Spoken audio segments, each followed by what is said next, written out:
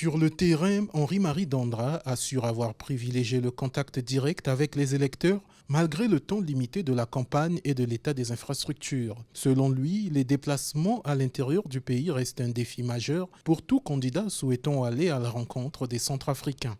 Satisfait de la campagne? Non. Je ne suis pas satisfait de cette campagne-là.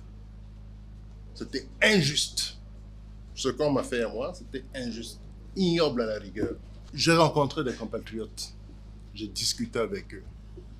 J'ai relevé en eux cette soif du changement. Ils veulent changer leur vie. Ils veulent changer de gouvernance. Ils veulent un autre homme à la tête du pays.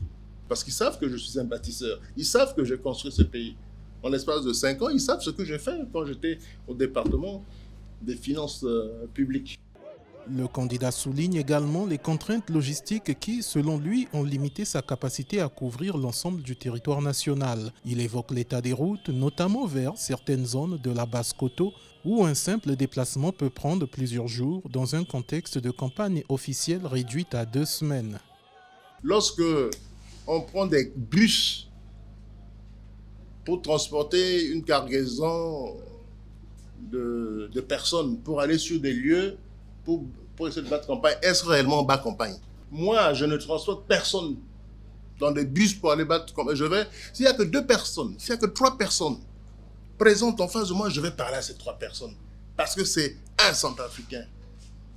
Moi, c'est ça. Et je n'ai pas de t-shirt à distribuer aux gens.